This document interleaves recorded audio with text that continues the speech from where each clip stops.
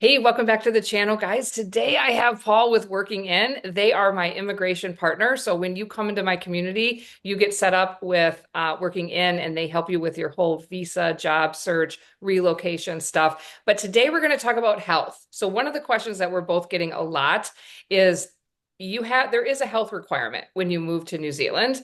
And what is that? And what's going to count against you? I get a lot of people worried, like I'm on this medication or my daughter has this situation and they're all worried, like, am I not going to be able to get in? So that's what we're going to talk about today. If you were thinking about moving to New Zealand, definitely check out the free webinar that we put together on exactly the steps that you need to go through to move to New Zealand. But let's dive in. Thank you for joining us today, Paul.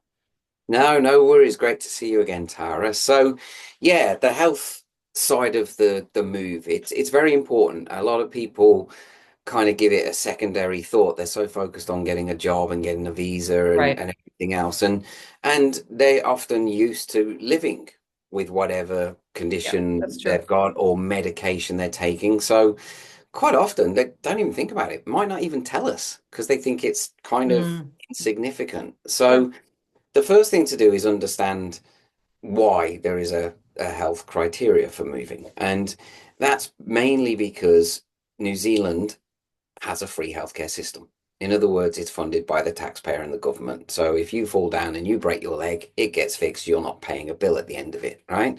Um, and what that means is if somebody's coming in from overseas and they're taking medication or they need medication or they need some kind of support or therapy, there is a cost to that that Mm. the New Zealand taxpayer, the New Zealand government is fulfilling. And they're looking at what is the ongoing cost if this person moves to New Zealand. And they actually put a dollar amount on it. It's around 81,000 New Zealand dollars over a period of 5 years.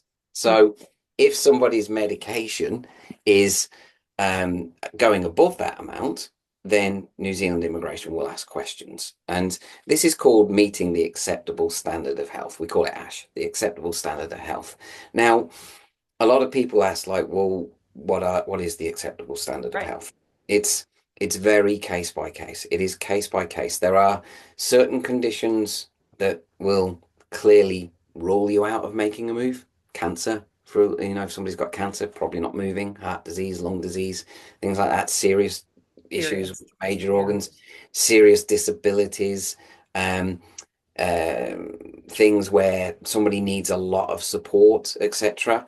If it's high cost, high risk, and it's an ongoing cost to the New Zealand government, and also if it affects a person's ability to work, or if it's a child and they're going to need lots of support through schooling, etc., then visas can be declined. It is Mm. case by case. We can't say, as licensed advisor, your visa is Okay. definitely going to be declined. On the flip side, we can't say it's definitely going to be approved. We can only give our opinions on these cases Ah. as we look at it. But ultimately, it's up to the person who So makes when the. they apply for the visa, when they have to go through the whole process, apply for the visa, and that's when they would find out if there was any issues with the health. Okay. Yeah, Because I get and that so much. Like my son has ADHD or, autistic or whatever, and we don't want to apply. We don't want to go through this. We don't want to pay the money, unless we know for sure that they can get in. And that's exactly what I tell them. And what you tell them is, well, it's a case by case. Like we can't guarantee anything. yeah, and that's Generally, it's good to think about, like, are you going to have to be hospitalized a lot? Are you going to need a lot of help when you're at school? Like, these are kind of the frameworks that can maybe give you some insight, I guess. But yeah. So, some insight is that does it affect a person's ability to work? Have you and let's talk about some individual things. I mean, depression is a mm, obvious, right? Who isn't on antidepressants nowadays? right, right. It's like everyone you talk to, "Oh, I'm on antidepressants." Now, that on its own usually isn't a problem, right? But if somebody has been hospitalized a lot because of those situations, if they've missed long periods of time off work because of that, then Mm, it can be a problem. If I it's related to something else, it can be a problem. Same with weight. Weight mm, on its own, not really a problem as such, but if it's linked to high blood pressure, diabetes, and something else, then it's there. It's also a case of you could have numerous minor ailments, mm, but because you've got lots of them, there's the ADHD mixed with the autism mixed with antidepressants mixed with obesity, you add all those things together, Mhm. that's one major issue. So this is why it is case by case. But as a rule of thumb, if you are on medication that's you need a lot of it or it's expensive, that's a red flag. If it's a condition where you need lots of support or your child needs lots of support, that's a red flag. Doesn't mean that all these are ruled out, but they're red flags. So these are just things to consider. And what has been interesting, especially with the American market, because obviously the American side of things, there's a lot of activity at the moment, shall we say, with Yes, yes, a lot Americans. of interest in New Zealand. We're There's a just lot of getting interest, inundated. right? Compared to other countries, and I've been doing this over 15 years, compared to other countries, the amount of medication that Americans are on is higher, overall. Right. And and I'm not saying that's a good thing or a bad thing, but it's a thing. Okay. And medication does get looked at when you move to New Zealand. So I think it was just really important to share this with people. Yeah. We can give an opinion on what we think will happen, and Yeah. we can advise people if we think somebody's visa will be declined, we will tell them that, Okay. obviously. Okay, You know, that's good. Yeah. even though it's not our decision to make, Right. we're not But there's saying some don't do obvious. it. Yeah, yeah. Yeah. And to go back to your first question, your first point about when does this happen? Wouldn't it be great if you've got a medical condition, you could just go and get your medical done tomorrow just to see if it's going to be okay? That Yeah. doesn't work. That Yeah. doesn't happen. Okay. You can't do that. It's done right at the end. It's right at the end. It's after your job offer is secured, after you've paid for your medicals, after you've paid for your visa application. It's part of the visa application. And the reason for that is medicals are only valid for 3 months. They Mm. want a snapshot of your health just before you get on the plane, not 6 months before you get on the plane, a year before you get on the plane. Oh, It's okay. just before you get on the plane. That's why the medicals are only valid for 3 months. That's why you can't go and get them pre-approved and then go through everything else. So the ultimate risk, if somebody has a medical issue and they decide that they want to move forward, thinking this could go one way or the other, the risk is financial because you don't give up anything where you're living until you've got your job offer and your visa. And if your visa gets declined on medical grounds and you're not getting your visa, but you haven't got on a plane, you haven't given up your job, you haven't given up everything, right? But what you will lose is the money you've spent to get to To that find point. out. Right. And Yeah. that's what I tell So, people. Like, there's way worse things you could spend your money on. Give it a go. yeah, If it's your dream to move to New Zealand, it's worth the effort. It's worth the money to at least yeah, apply. yeah, yeah. So yeah, when it comes to medical issues, Tara, what we do as a company, as well as assisting with visas and the move and everything else that we do, what we can do is provide an extra service on top of that, which is Mm. to prepare for the questions that immigration might ask. So if we've got somebody with a medical condition, we'll gather that information. What medication are you on? How long have you been on it? What is the situation? Maybe go and get a letter from your doctor or specialist saying, this was the situation. This is how it started. This is the current situation. This is the ongoing prognosis. We gather as much information as we can, ready to for when immigration asks questions. Also, us gathering that information at the start, before the job offer is secured and everything else, allows us to pick up any serious red flags. Ah, okay. If we pick up a serious red flag, we will tell the person, "Hey, look, this isn't looking good. We Okay, thought it great. might, but it's not Totally. looking good. Do you want to carry on? Do you want to stop?" Okay. You I know, love that. put it I love that. I just back don't, in. I just think that the more that we can be as honest as and what we know up front is so good. And I Absolutely. know that people are watching this and just dying to know. So you've been doing this for 15 years. Like, how many people in general get denied? Is it a significant amount? Is it like, so like say you have 100 people that move there, that want to move No, there? it's not. I mean, most medical issues are okay. Same with character issues, fines, convictions, etc. Most things are Really? actually okay. And immigration, they don't just turn down something because they don't like the look at it. They are following criteria. Does it Okay. go above $81,000? Okay. Does it do this? What's the ongoing cost to New Zealand? They are looking at everything, Okay. that's there. And they have got a criteria to follow. So the reason that we, you know, don't see many declines personally is because of all the screening we do. Mm, You know, it's like tell somebody before they even move forward if you can, totally.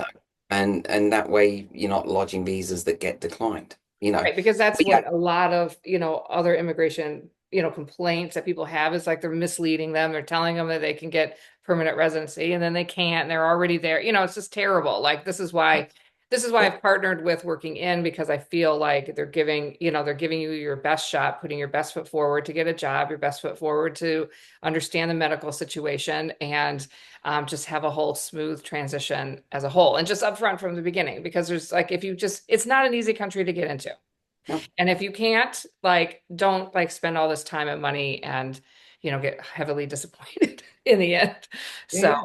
Yeah, yeah, no, that's it's the reality. always about being straight and honest. And also, immigration policy can change. So you can look at somebody's situation and it changes. And around health is a True. really good example of this. So Hmm. just in the last week or so, they have made a change around this. Okay. So it used to be that if you were going over on a temporary visa that was issued for, say, 5 years, then when they're looking at health issues, they're not looking at that in the view of, oh, that's going to be a drain on the New Zealand health service forever. It's only a drain for those years. And so visas could get approved and then, you'd have a situation where you might get approved for your temporary visa, move to New Zealand, live in New Zealand for a bit, lodge your residence visa, and get declined on the same health issue Oh, that well, they let you in on. got Right? it. Now, Okay. that's even worse if that happens because you Right. And have that's what I'm done saying. everything I've else. seen that happen a Right? lot. Yeah, and so what they've done now, one of the changes that they've made is they're now looking at temporary visa applications with the same criteria as a residence visa Okay. application when it comes to health. To be honest, I think that's a much fairer way of doing it. It gives people peace of mind. You don't get on the plane till that visa's in your hand. If your visa gets declined, you've lost the money, but you've still got your life, you know? And so that's better than going all the way to New Zealand and then finding out 2 years later you're going to be declined on the same Oh, health issue that totally. And was you've set approved. up a whole life, your kids are in school, whatever it is. Yeah. Yeah. Fair. And one of the reasons, one of the interesting reasons around this is it's not just the drain on the healthcare system. So when it comes to children, it's the drain on the education system. If a child needs extra support at school, for example, and this is where you know, autism and things like that can come into play. If a child needs extra support at school, that's a cost on the education system Right. because there has globally been a bit of an explosion in diagnosis of things like ADHD. Right. Then all of a sudden, there's a strain on the education system that Mhm. wasn't there before because this person needs extra support because they've been diagnosed with Right. this And and the that and support everything. varies by schools there. Yeah. It isn't the same. It's not a big machine like it is here in the US. So, Yeah, and so this is another reason where they've said no, we're looking at this, we're looking at temporary visas like residence visas, we're looking at the big picture. So I know this isn't an easy conversation for people to have, but it's a very open, honest one that people need to know about so that they're prepared. Don't let it put anyone watching this, don't let it put you off like, oh no, I've got ADHD, I'm not moving. That's not the case. It is case by case, but if it is something serious, if it is a serious disability, it's something that needs a lot of medication, a lot of support, surgery, etc., there are some serious red flags there. Again, it's not an automatic decline, but obviously coming through us, we can give our opinion on it based on 15, 20 years of helping people. no, that's so good. I love that. Yeah, this is just such a common question. I mean, just constantly ask this. Like, can I come in? And it's hard to say. It's a case by case. Like, that's what I say, because I don't have conversations where I like delve into everybody's situation unless they're Yeah, serious. So, this is why I like your guys' process. Like, come, submit, we'll let you know for free if there's a possibility. And then you go to the visa assessment, and it's like, that's you it. get a lot more information, but also they have to have a little buy-in and be Yeah, serious about the process, which is really good absolutely. because there's just a Absolutely. lot of people that want to do things, especially Americans, and just can't. They just think they can, but they can't.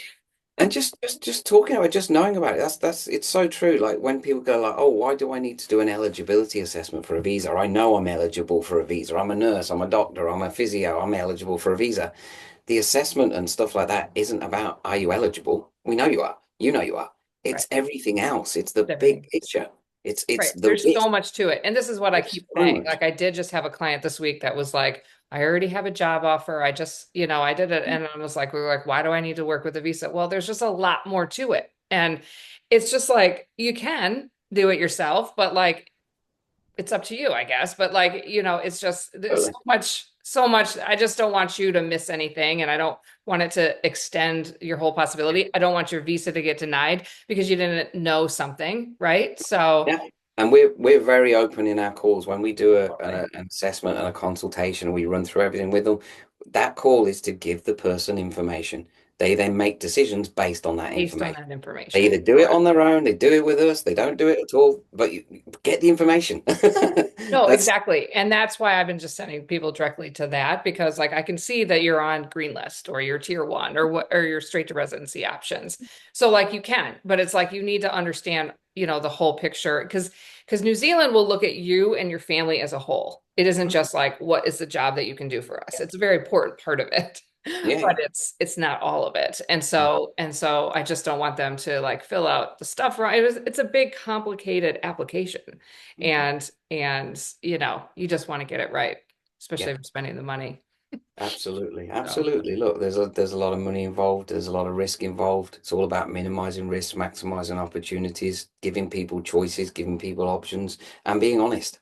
You I'm know, being honest, totally. Like for us, like I remember when we applied, it was a different system and it was like there was like three ways to get there and that was it, that's it. different Yeah, world.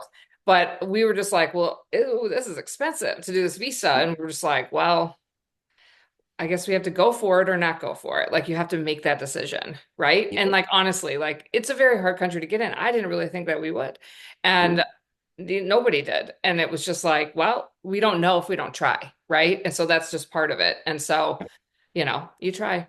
And yeah, it happened. So yeah, it's good. And yeah. touch wood, everything's great. There is a free healthcare system, which is amazing. Especially if you're coming Oh, from America. oh my gosh, don't even get me started. Like crazy when you walk in and you have all these tests done, you walk out with no fees. Yeah, Your pharmacy bills are $10, $20. yeah, Like what? subsidized. Yeah, It's crazy. yeah, My daughter went through full surgery, a week in the hospital, no bill. I had to pay for yeah, park. Like what? Like it just like yeah, kind of blows my mind. And it was just wonderful doctors. We had a wonderful experience. I only know my experience. I can't speak for yeah. everything, but So, yeah. And then I'm here and I go into the urgent care and I get a $650 bill for 15 minutes with a nurse. So yeah, which I'm appealing, by the way. oh, I And can't I get. was I like, mean, being I from the know UK, it's very stressful. yeah, I I'm think used that to that's the biggest healthcare. stress. People are stressed at work, people are stressed with family, people are stressed with kids. I'm telling you, the healthcare system in the US is the most stressful for me, Yeah, yeah, for yeah, sure. yeah. I can totally believe it. Totally believe it. But Yeah. no, So hopefully this will help everybody anyway. yeah, so I really hope so. Thanks for joining us today. I won't keep you any longer, but thanks so much for sharing all of that, guys. And if you are thinking about moving to New Zealand, definitely check out the free webinar and join my community because we go through the whole process with you together and you get discounts with working in. So it definitely makes sense to go that route. So see you. Have a great week. Thanks, Paul. Bye. Mhm.